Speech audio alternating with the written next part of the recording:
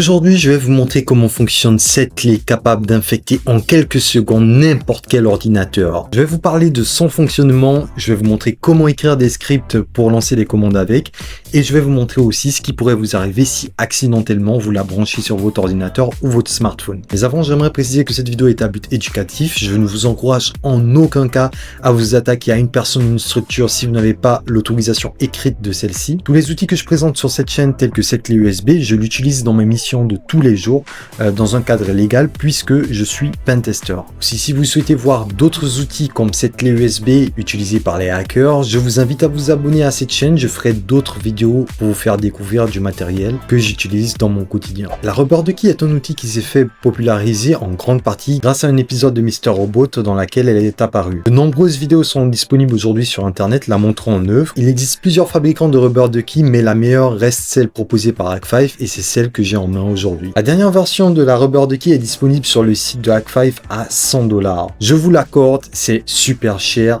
mais il y a plein d'avantages dont je vous parlerai par la suite. Ce modèle est équipé d'un port USB-A pour les ordinateurs et d'un port USB type C que vous pourrez utiliser pour le brancher à votre smartphone. En réalité, le fonctionnement de cette clé est très facile à comprendre. Il s'agit uniquement d'un clavier sous stéroïde. Lorsque vous le branchez sur un ordinateur, celui-ci va le détecter comme un clavier. Jusque-là, rien de grave. Mais il ne va pas se limiter qu'à ça. Voici le principe.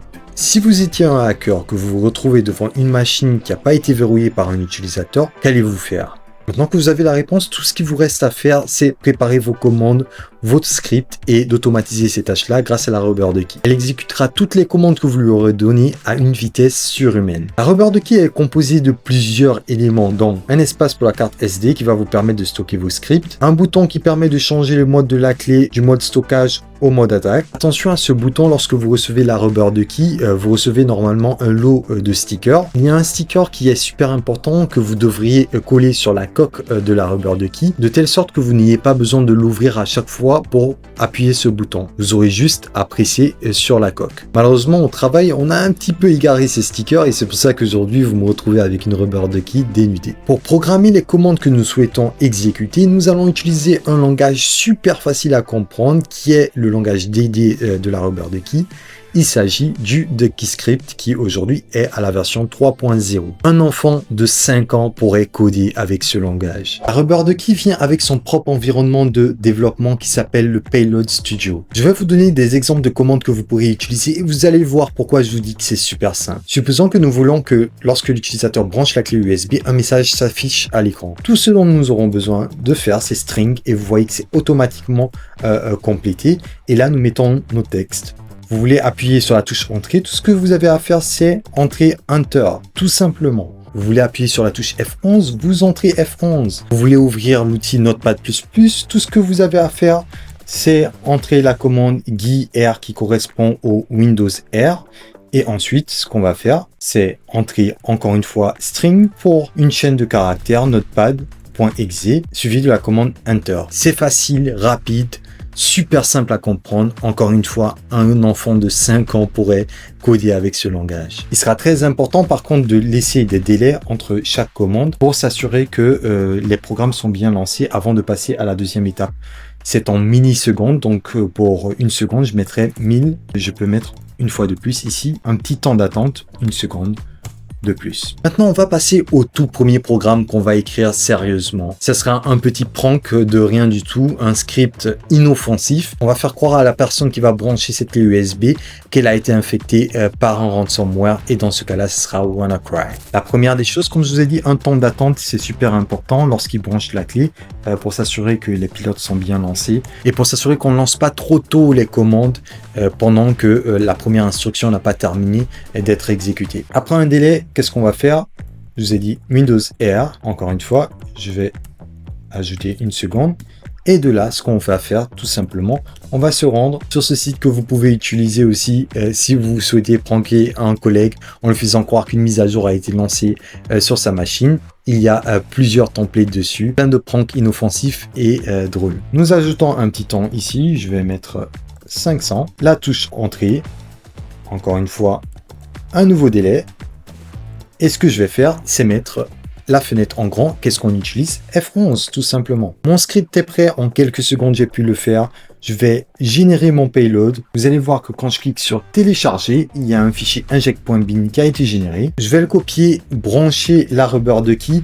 Par défaut, c'est en mode attaque. Donc, une fois que je la branche, je vais appuyer sur le bouton pour passer en mode stockage. Je me rends à la racine. Il y a déjà un fichier inject.bin que je peux écraser. Je le remplace. On va faire le test.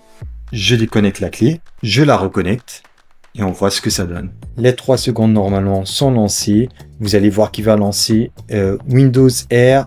Il se lance sur le site. Il le met en plein écran et c'est bon, notre prank a fonctionné. C'est un petit script inoffensif pour vous montrer à quel point il est facile de rédiger des scripts. Je vous conseille de voir la documentation sur le script Ducky qui est très bien documenté. Ce sera assez facile à comprendre. La question que vous allez vous poser certainement, c'est qu'est-ce qui se passe si je branche cette clé sur un téléphone, sur un Mac ou sur une machine Linux? C'est là la force de la dernière version du Ducky Script, puisqu'il peut s'adapter au système d'exploitation. Il y a une extension qui se nomme OS Detection qui va permettre à la clé d'identifier le système d'exploitation qui est utilisé par la machine. Pour le charger, j'ai juste à lancer la fonction. Je vais mettre un petit délai. Si l'OS est une machine Windows, dans ce cas, on va ouvrir le notepad et lui dire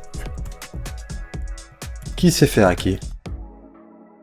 Alors, j'ai oublié ici d'appuyer sur Entrée, sinon ça va pas marcher. Et là, je me suis trompé, c'est plutôt Detect OS. Si le système d'exploitation est une machine sous Linux, on va juste afficher You have been hacked, tout simplement.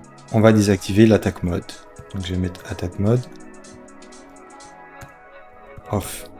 Ce langage est sensible à la casse, donc le if en minuscule, il ne le comprendra pas. Pareil pour le else, j'imagine. Vous allez voir que quand je mets le payload sur ma clé et que je la branche, dans ce cas, il nous ouvre le notepad.exe et il nous laisse le message.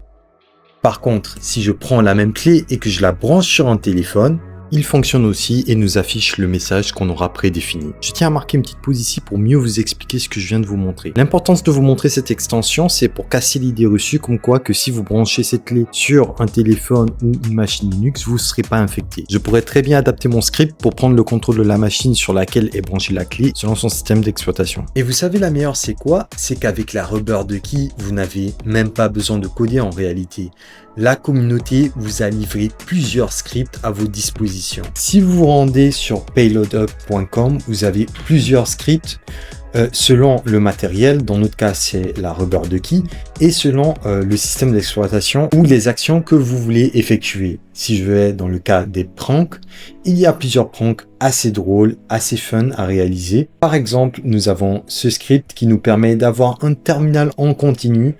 Si je me rends dessus, j'ai le payload. Tout ce que j'ai à faire, c'est le copier, le mettre dans Payload Studio, générer mon script, le mettre sur la clé USB, brancher et c'est bon.